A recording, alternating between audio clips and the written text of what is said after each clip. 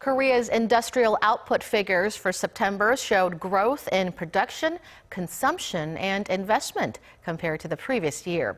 Business sentiment is also looking up, especially for the automobile sector, which recovered from an 8-year low recorded the month before. Ji-yeon with the details.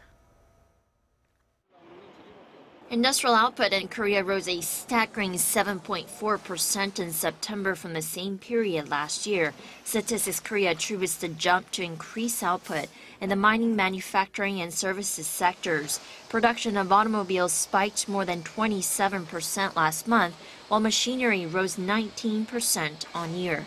Output in the finance and insurance sectors was 6.8% higher on year. Retail sales edged up more than 8% as sales of durable goods in automobiles also increased on year. There was a more than 25% increase in facility investment to aid the production of machinery and automobiles. Business sentiment in the local automobile industry recovered from an 8-year low recorded earlier last month. The Bank of Korea says its business survey index for the automobile sector soared to 70 in November, up 5 points from the previous month, on releases of new models and improved auto component exports to China, as Beijing's economic retaliation against Seoul's deployment of the THAAD U.S. missile defense system shows signs of waning.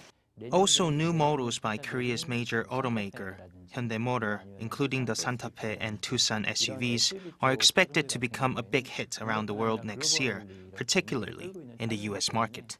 Meanwhile, business sentiment in the shipbuilding and transport sectors dropped 8 points to 36 on soaring prices of raw materials including copper and aluminum. A reading below 100 means there are more pessimists than optimists.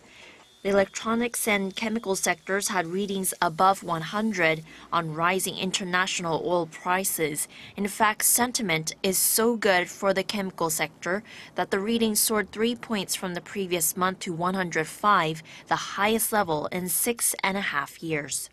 Ji-yeon, Arirang News.